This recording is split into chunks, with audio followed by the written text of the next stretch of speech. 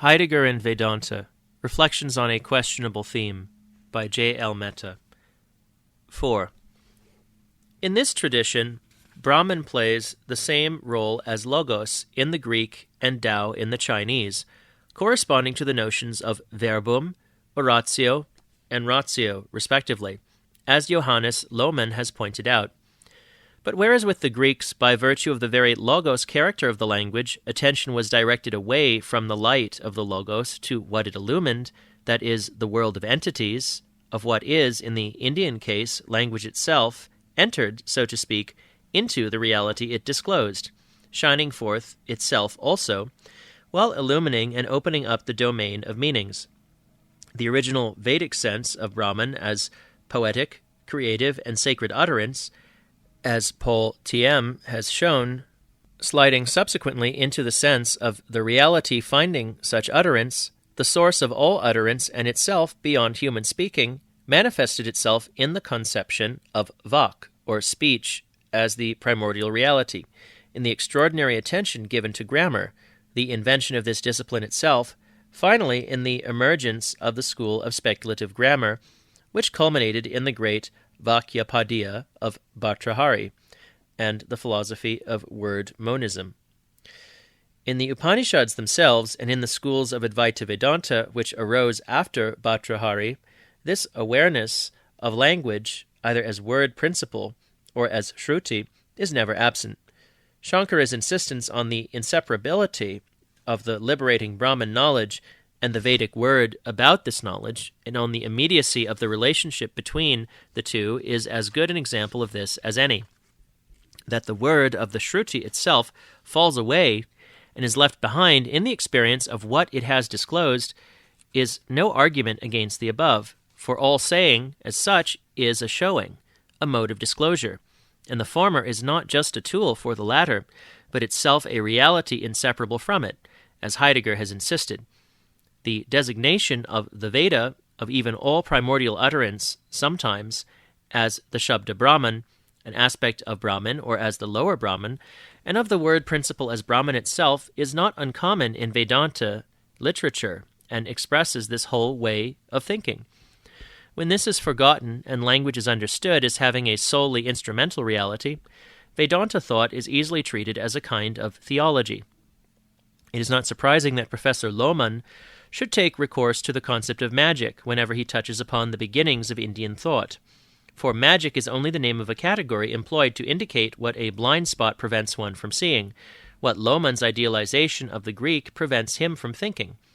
Greek culture is paradigmatic, and perhaps we in India can do with even more emphatic reminders of this fact. But in the perspective of Heidegger's quest for what is never Greek anymore, and for planetary thinking, in this age of world civilization and man's homelessness, there is little meaning in such idealization.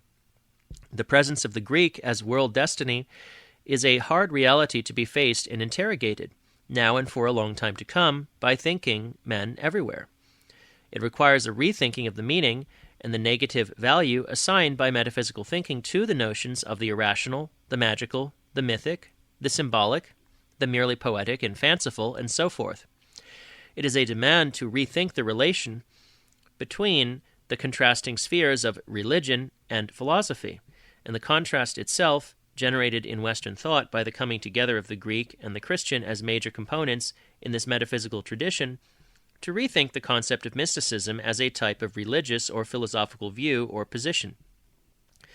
The value of a thinker such as Nietzsche, even more so Heidegger, lies in this, that they invite us to such revaluation and rethinking of concepts, categories, and thought forms, not in the solutions they supposedly offer to certain perennial philosophical problems, nor in the philosophical doctrine or system they may be thought to teach or propound. Comparative philosophy so far has proceeded largely on the basis of an uncritical employment of these metaphysical concepts, assumed as obviously and eternally valid, in the understanding of philosophies such as those of India. But something remarkable would be seen to happen when we take seriously Heidegger's talk of the end of philosophy and his overcoming of metaphysics, understanding these phrases in his sense, not just projecting an imaginary meaning into them out of context. Freedom from this metaphysical bias, the loosening of the hold of the concept on thinking, the liberation from prejudice as functioning as norms and as standards of comparison, the openness to the matter of thinking, wherever going on, east or west. For example, if philosophy is a synonym for the mode of thinking arising from the Greek venture, and if there is no such thing as Indian or Chinese philosophy, as Heidegger insists, what happens to the concept of comparative philosophy itself? If the term philosophy is taken in this strict sense as a proper noun, there is nothing to compare. If we still insist on comparing, it can only be for the sake of judging the non-Western, in the manner of Hegel, with the Greek Western as the norm. But if we bring ourselves to share Heidegger's insight in this matter, we may also see the nullity of the contrast between religion and philosophy in the Western tradition. For with the end of philosophy, the opposite number of the pair also meets its end, and thus become open to the Sache des Denkens in those other ventures at thinking. Comparative philosophy, if we still retain the name, would then be a name for the task, infinitely open, of setting free, bringing into view and articulating in contemporary ways of speaking, in new ways of speaking, the matter of thinking which, in what has actually been realized in thought, still remains unsaid, and so unthought in the traditions of the East. Otherwise, comparative philosophy will amount to no more than an unthinking attempt at perpetuating Western philosophy by translating Eastern thinking into the language of Western metaphysics, taken as the universally valid paradigm. And this is bad not because it is Western, but because it hides an unthought opacity that stands in the way of adequately reaching out to the other, for it either prompts to an assimilation of the other, or leads to a perpetuation of its otherness. As Heidegger speaks of it, the end of philosophy as metaphysical thinking does not mean its termination, but rather its consummation, the fact that it has reached the place in which the whole of philosophy's history is gathered in its most extreme possibility. It exhibits itself as the triumph of the manipulable arrangement of a scientific technological world and of the social order proper to this world. The end of philosophy means the beginning of the world civilization based upon Western European thinking. Are we to think of comparative philosophy as a continuation of this consummation or completion, a contribution to it required by the emergence of world civilization and in its service? Or should we rather not think of it in terms of the task of thinking, which, according to Heidegger, still remains reserved for thinking at the end of philosophy, a first possibility which was contained in its beginning, but which it could not acknowledge or realize? Whether we choose the first or the second alternative depends upon whether or not we see this world civilization as the world destiny of homelessness, question it, not deny it or want to substitute something else for it, and are willing to question the thought of being as ground, which heralded its moment of birth. For anyone in search of philosophemes common to Heidegger and Vedanta, or of similar-looking ideas in them, there is a great deal to be found regarding man's nature, the world, and man's relationship to it, the unity of being, the identity between man and being. Each of these topics can provide the starting point of an examination in depth of the similarity and the differences between the two, and beyond these, to meditation on these central concerns of thought. There is, above all, the idea of being, Brahman, Atman, as the ground of all, that appears to offer an interesting point for comparison and contrast, for this is the basic concept of the metaphysical tradition, and in Vedanta thought it is even more emphatically crucial. This is what made the arch-anti-Platonist Nietzsche describe the Vedanta as the classical expression of the mode of thinking most alien to me, in his letter of 1883, to Deussen. Following Nietzsche, Heidegger also is engaged in the attempt to root out the very idea of a transcendent ground of things which seems most characteristic of Vedanta thought. As one looks more closely, however, matters become more intriguing and complicated, calling for a fuller investigation than can be undertaken here. The second sutra of Badarayana's Shariraka Mimamsa Sutra both sums up a long tradition and presents a task for centuries to follow when it declares, Brahman is that from which, by and into which, all this arises, is sustained and returns. Is this Anaximander all over again? Is it Aristotle? If Brahman is identified with the Greek notion of being, not to speak of its scholastic variants, conceived as ground, then Heidegger's whole effort to demolish this idea, for his entire thinking is a critique of just this single concept. Can Brahman be so identified? If not, then the all this of the Upanishads cannot just be identified with the entity of Heidegger, or with the toon of the Greeks. For here, the this is not thought of solely under the aspect of its beingness. As for the notion of ground, here again, despite the seeming similarity, different things were going on in the two traditions, with very different consequences. But into this fascinating problem, perhaps basic to the comparative enterprise, we cannot enter here. Instead, let us discuss in what follows, though again only briefly, two questions of a more general character. Is Heidegger an ontologist? And is Vedanta an ontology? Is Heidegger a mystic? And is Vedanta a mystical philosophy? Is Shankara a mystic? What makes these questions specially interesting is the fact that none of them can be answered with a simple yes or no, that as questions, they are themselves questionable. 5. Although taking the question of the sense of being as his starting point, Heidegger is certainly not an ontologist, either in the traditional meaning of the term or in some new sense. The point hardly needs laboring, since he has expressed himself with all clarity on this matter in his later writings. He does not take ontology for granted as the first philosophy or as metaphysica generalis, and then go on to make some original contribution to it, or provide a novel analysis of the meaning of being, but on the contrary subjects the very idea of ontology to the most radical questioning. For the first time in the history of Western thought, he exhibits the derivative, contingent, specifically Greek character of this whole notion, this whole manner of conceiving the matter of thought, and of thought's response to the matter by which it is addressed. The being of what is emerged as the unique matter of thinking at the beginning of Western thought, and this, Heidegger points out, is itself the beginning of the West, the hidden source of its destiny. This great beginning of Western philosophy did not arise out of nothing, but emerged in the process of overcoming its extreme opposite, the mythical in general, and the Asiatic in particular. Heidegger's quest is for the source from which this thought of being, indeed from which being itself, emerged as the first and last for thinking, and a quest for that which remained unthought in this thinking, variously called by him appropriation, Ereignis, clearing, Lichtung, and truth, Aletheia, or unhiddenness. And yet Heidegger is a thinker of being from beginning to end, gnawing away at this marrow-bone, as Hamann said of his own concern with Logos, until he is able to dispel the darkness over this depth, luckier than Hamann, perhaps, to have found the key to this abyss. Throughout his work there is a strange, bewildering nebulousness or lack of precision in the use of the word being, apparent in the adoption of such expressions as the truth of being, being itself, and of variants such as Sein with a Y, and being struck out with a cross mark, so that one can always pick out passages from different periods of his writing to prove that, after all, it is being Heidegger is really talking about without being quite clear as to what he is trying to say. This would be a mistake, for this nebulousness is not confusion, but part of the stringency or rigor, which is something quite different from exactness, as Heidegger points out, necessitated by this path of thinking itself.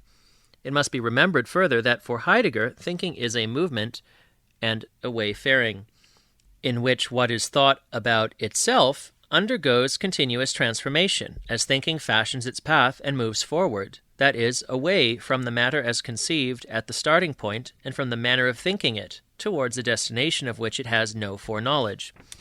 Seeking for what can have no name until it is seen, Heidegger uses the word being as a provisional first name for the greater part of his path of thinking, until the long drawn-out act of renunciation is completed. The starting point is the Greek thought of being, but the path is one of continuous overcoming of this thought, until thinking is itself set free from its bondage to this thought and from the determination of its own nature by it. Heidegger is a thinker of being, yet not an ontologist. He is a thinker of being who has caught a glimpse of the truth covered over by the thought of being. Heidegger said in 1935, in the seemingly unimportant distinction between being and thinking, we must discern the fundamental position of the Western spirit against which our central attack is directed. From the perspective of the successful carrying through of this attack in the following 3 decades, we can say that thinking is not, in its true nature, the sort of activity which can be about being, with being confronting it as its Sache, or matter, but must be of being, that being is not the sort of thing which, eternally there, self-established and shining in its own light, beckons thought to grasp it in its three-pronged ontotheological movement, that both being and thinking, man, belong together in a deeper unity inaccessible to any form of dialectic, from which they both derive their nature and which exhibits itself, while yet concealing itself as the proper matter of thinking, that is no more a grasping, no longer a striving to form a system of concepts for what is beyond all conceptualizing. 6. Neither the Upanishads nor Shankara can be said to be concerned with a theoretical inquiry, episteme theoretike, into being as being, on he on, or into the ontos on, and their question is not identical with the Greek what is being, ti to on, or with Heidegger's questioning of the ambiguities and the unthought presuppositions of that question. Brahman, that one being, sat, which the wise speak of in many ways, is not identical with the to-on of Aristotle, spoken of in many ways, and the Brahma Vidya is not a legen of Brahman, so that it is as inappropriate to speak with Paul Hacker of etymology as it would be to describe Vedanta as a Brahmology. It is not the conceptual knowledge of being, though wisdom about being, sadvidya, or about Brahman as being, is part of it. Brahman is sat, being, the ground of all that is, including my own being, which is of the nature of sheer, pure chit, awareness, of which knowing is itself a derivative mode, and potentially capable of rising above all otherness and therefore pure bliss. Thus, Brahman is being, but not in the sense in which it is other than what it is being for or to, not in the sense of what knowing, thinking, and speaking are about, other than them, as a reality confronting them, but inclusive of these as themselves modes of being. It is Sat, Chit, and Ananda in one and as one, and my being is one with it. We can, if we choose, and as metaphysics does, consider things, including myself, solely and exclusively under the aspect of their being, isness, only taking notice of the fact that they are. But this would be something like Blake's single vision and Newton's sleep, for no being, simple isness, is exclusive of the fact of being lit up, of lighting up, of being gathered into a unity with what it lights up, and with where this lighting up occurs. In me, who am, in essence, as Atman, just this lighting up itself, and so identical with that isness. So, regarded, however, isness, being, becomes an aspect, though integral and essential, of something more comprehensive than it, thinkable separately and by itself, even as an aspect, only by an illegitimate abstraction. Brahman, therefore, is beyond being and non-being. It cannot be spoken of either as being or as not being, as the Bhagavad Gita has it. It is being rightly pointed out by Paul Hacker that Shankara was wary and hesitant for this reason of dwelling too much on Brahman as being, unlike his followers, but focused instead on Brahman as awareness, chit, and preferred hence an Atman-oriented approach to ultimate truth. Being, taken by itself, carries a suggestion of objectivity, as being for another than it, for which reason K.C. Bhattacharya also relegates metaphysics to the philosophy of the object. The self should first be realized as existing, but only as a stepping stone to the self-revelation of its essence, to which the ideas of being and not being are not applicable, as Shankara says.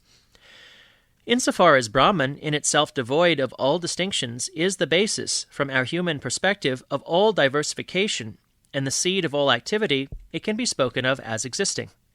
Or, because only by thinking of it as being can we be prompted to realize it. But, being, beyond the reach of the senses, it cannot be an object of consciousness accompanied with the idea of either existence or non-existence, as we have it in ordinary experience. Further, Brahman does not belong to any class or genus, and therefore cannot be denoted by the word sat. For we cannot speak about anything that exists in the empirical mode without referring it to a class. And if sat were itself regarded as only a class name, it would be no more than the being of or in beings, and cannot be the prior ground of all that is. Brahman has a unitary nature, and we cannot define it as merely that which is, sat, or as merely consciousness or thought, bodha, or as being made up of the two together. For he who would maintain that Brahman is characterized by thought different from existence, and at the same time by existence different from thought, would virtually maintain that there is a plurality in Brahman. The locus classicus of the more ontologically oriented treatment of Brahman as being, Sat Brahman, is chapter 6 of the Chandogya Upanishad, and later Advaita thinkers have attached relatively greater importance to the notion of Brahman as ens primum, satta, as Paul Hacker points out. But it is in the Brahma Siddhi of Mandana Mishra that we find a view of Brahman as the universal being that is presented in and animates all experience. Mandana himself was probably influenced in his ontological interpretation of Brahman by the speculative grammarian Bhatrahari, according to whom Brahman is the highest universal, Mahasamanya, the great being, Mahasatta, which expresses itself in all words. For Shankara, however, such a view would be intolerable because it objectifies Brahman by making it an object of knowing. As he says, quote, "The purport of this science is not to represent Brahman definitely as this or that object. Its purpose is rather to show that Brahman as the eternal inward self is never an object, and thereby to remove the distinction of objects known, knowers, acts of knowledge, etc., which is fictitiously created by nescience." Unquote. We thus see that ontology hardly provides a basis for comparison between Shankara and Western thinkers like Parmenides, Eckhart, or Aquinas. Deussen made use, though sporadically, of Greek ontological concepts to illumine Shankara's thought. More systematic attempts have been made to compare Shankara with Eckhart by Rudolf Otto and with Thomas Aquinas by Richard de Smet and Paul Hacker. But insofar as the final point of reference in these latter comparisons also perforce remains the Greek notion of being, they cannot be regarded as shedding light on what Brahma Vidya is about, or what Atma Bodha stands for. In this respect, at least, a consideration of Advaita Vedanta in a Heideggerian perspective perhaps offers a better chance, for the thinking of Heidegger and Shankara may be found to have a touching point somewhere in that region of all regions, beyond the thought of being and non-being, in which it has its sojourn. About these two thinkers also it may with some truth be said that they dwell near to one another, though standing on mountains farthest apart. 7. Is Heidegger a mystic? It is true that he refers to Meister Eckhart and Angelus Silesius, mentions Tao, speaks of way and topos and leap, talks of the identity of man and being in a primordial belonging togetherness, of the abruptness of an unbridged entry into the region of the Ereignis. There is enough evidence to show that Heidegger has been deeply interested, from his early writings, in medieval mysticism in general, and Eckhart in particular, and in his later writings he borrows freely from the vocabulary of Eckhart. As John D. Caputo has shown, Eckhartian concepts such as those of Abgeschiedenheit, detachment, and Gelassenheit, abandonment, releasement, have substantially contributed to his thinking. Yet it must be kept in mind that all this happens in the context of thinking and in its service. Heidegger appropriates what he finds to be genuine thinking contained in the works of the mystics, takes them as gestures of thought, as happenings on the path of thinking, never in the sense of finding access to a realm and an experience which lie beyond the reach of thinking, never as the necessary or even possible abrogation of thought. As he points out, even in his early Duns Scotus book, the notion of mysticism in the sense of an irrationalistic Erleben, immediate inner experience, rests on an extreme rationalization of philosophy, on the conception of philosophy as a rationalistic structure divorced from life. Almost a quarter of a century later, Heidegger makes the same point when he asserts that mysticism is the mere counterpart of metaphysics, into which people take flight when, still wholly caught in their slavery to metaphysical thinking, they are struck by the hiddenness in all revealment and lapse into unthinking helplessness. When we abandon the presuppositions of such thinking and the traditional conception of Licht Metaphysik, however, we can acknowledge this mystery of concealment as manifest, as concealment, in all disclosure, and can think it as such. Mysticism then loses all meaning and becomes both unnecessary and impossible. It should also not be forgotten that, according to Heidegger, pointing to and intimating something are gestures of thinking, not of the resignation of thought. As he says, quote, "What makes itself known only in such a way that it becomes apparent in its self-concealment, to that we can respond also only by alluding to it, indicating it. This simple pointing is one of the distinctive marks of thinking." Unquote. Such pointing in words is not a relegation of the Sache, the matter, to the realm of the ineffable and the unknown, but a way of being related to it in thought, the seeing of what is pointed out. Thinking is a seeing of what comes into view, and so a form of experiencing, the profoundest modality of experience, in fact. The traditional metaphysical contrast between entities known by reason, thought conceived as ratio, and what is experienceable breaks down. Thus Heidegger speaks of the experience of thinking as itself an experience, appropriating within thinking the precious element of immediacy in all mysticism. Little attention has been paid to this extraordinary role of experience in Heidegger's writings. He speaks of the experiencing of being, of the hiddenmost history of being, of the basic experience of nothingness, of undergoing an experience with language. According to Heidegger, thinking is thus, in a profound sense, experiencing. To experience, Heidegger says, means eundo ase qui, to obtain something along the way, to attain something by going on a way. To experience is to go along a way. And thinking is the preeminent mode of going along a way for man. Further, what one undergoes on the path of thinking is not just intellectual insight, but experience in the most transforming sense. As Heidegger describes it, quote, "To undergo an experience with something, be it a thing, a person, or a god, means that this something befalls us, strikes us, comes over us, overwhelms and transforms us. When we talk of undergoing an experience, we mean specifically that the experience is not of our own making. To undergo here means that we endure it, suffer it, receive it as it strikes us, and submit to it. It is this something itself that comes about, comes to pass, happens. To experience something means to attain it along the way, by going on a way. To undergo an experience with something means that this something, which we reach along the way in order to attain it, itself pertains to us, meets and makes its appeal to us, in that it transforms us into itself." If we ponder these remarks and undergo, with Heidegger, an experience with thinking, we may come to see that there is something wrong with the current and unquestioning characterization of Eastern thought as mystical, especially by scholars of religion, and thus with the perpetuation of Erleben as the alternative to mere thought. Such an attempted perpetuation may be understandable in theologians like Rudolf Otto, with their quest for the inner relationship of types of human experience and spiritual life, carried on in unexamined acceptance of metaphysics as the normative mode of thought. We can see what is wrong here if we understand why Heidegger, having experienced theology in its own roots, both the theology of the Christian faith and that of philosophy, prefers to remain silent about God in the realm of thinking. And if we recall his remark, in Being and Time, about those residues of Christian theology within the problematics of philosophy which have not as yet been radically extruded. It is this extrusion which has enabled Heidegger to reclaim for thinking its proper plenitude, to set it free to reach out limitlessly to its Sache, and widen its sphere to an unbounded horizon. Such liberation of thinking can enable us to look out for the thinking going on in other religious and philosophical traditions.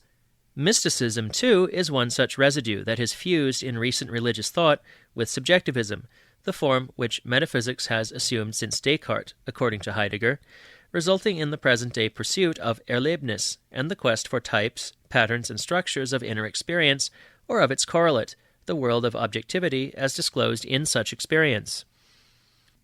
8. From the perspective opened up by Heidegger's thinking, we may seek in the Upanishads and in the tradition of Vedanta thought for the thinking experience of Uddalaka and Yajnavalkya, of Shankara and his successors. For what is central, at least in the Advaita tradition of Vedanta philosophy, is the way of knowledge, the way of insight through meditative thought, the way of the experience of thought. Here, as in Heidegger, such realization of truth in and through thinking comprises a twofold movement, the movement of hearing and the movement of questioning, with the former as basic and first, as in Heidegger. It culminates in a seeing which is not the act of a subject directed toward objective being, either in the Greek sense of theoria or in the modern subjectivistic sense, but as the shining forth of the Sache itself, in the sense of being appropriated by it and owned into an identity with it, prior and primordial, as in Heidegger. Finally, this whole process in which truth is realized in thinking experience occurs within the dimension of the holy, as Heidegger thinks it, as a sacred happening, within an experience of being which is still capable of a God, which is not yet too late for the gods and too early for being. This comparison is not intended to establish any thesis about the similarity of two entities, the structure of Heidegger's thought, thus transforming it into a philosophy, and Advaita Vedanta as a thought form, thus devaluing its essentially religious character, but to imply that it is thinking that is happening in the latter, not just the rational justification of a set of assertions in the Shruti, an acknowledgement of it as an authority, nor just the construction of an intellectually satisfying system of speculative philosophy, but a thinking which is experienced as thinking of ultimate concern. But this thinking is neither no more metaphysical nor not yet metaphysical, in the sense Heidegger speaks of these in Heraclite. It has not been mediated by medieval Christianity, nor by the new awareness introduced into modern Western thought by the rise of historicism. It is not haunted by the reflective sense of the finitude of thinking as such, as Heidegger naturally is, in reaction against Plato and Hegel and the entire metaphysical tradition. As thinking, it moves straight ahead toward its Sache, not thematically mindful of its own character as a throne project, but seeking the impossible, fullness of light, all light, without shadows and dark corners, seeking the total elimination of pain and fear, of the ensnarement by things and all forms of objectivity and otherness in life, seeking the annulment of mortality. But this naivete, if it must be called such, is minimal in the Vedanta tradition, for we have indeed here a vivid and energetic awareness of the possibility, ever present for thinking, of grasping, in Hegel's words, only clouds of error instead of the heaven of truth.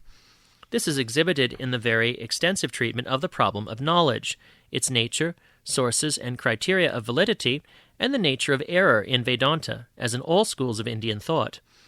Guarded by the equally primal awareness of the voice of the Upanishadic word, undistracted from listening to it, Vedanta thinking could move on, however, without that fear of erring, which, in Hegel's words again, is already the error itself.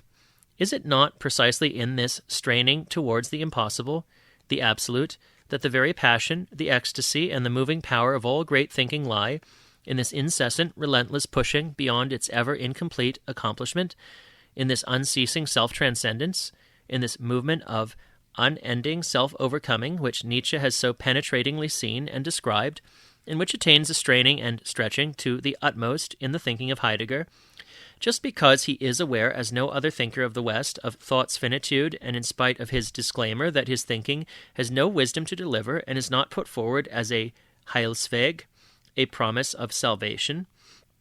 What greater healing can there be than the thinking experience by man of being, at one with that from which, in his all-too-human state, he experiences division, and of being freed from the tyranny of that thing out there, and this, here inside his mind, confronting him as an other to himself?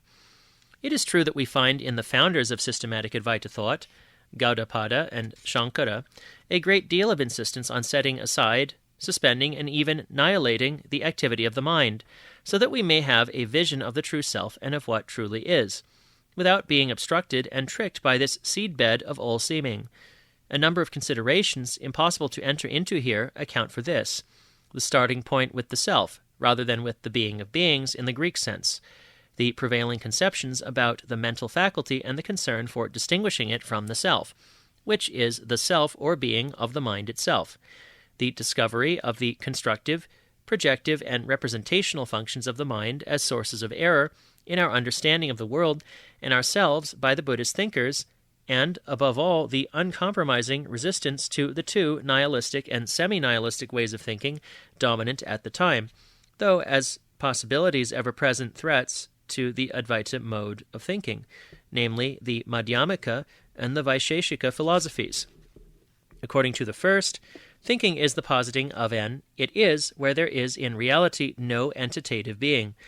According to the latter, thinking moves within and knows only the realm of entities and is intrinsically categorical in its procedure, in its concern to preserve the primal reality, undiminished by the least vestige of opacity. Somewhat in the Sartrean sense, the former replaces being by nothingness, giving to thinking the preliminary and solely negative role of a dialectical cancellation of its own theistic positing activity.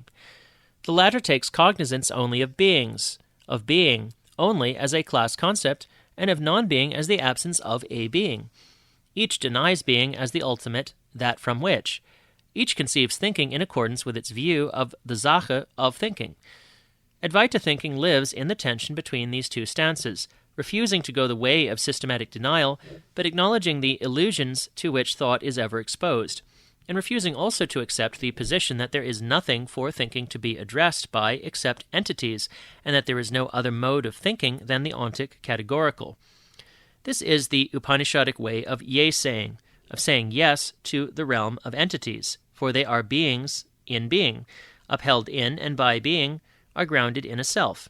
The is in any entity cannot be denied, for it is none other than the is that I myself am, of saying yes to the negativity infecting all mortal experience.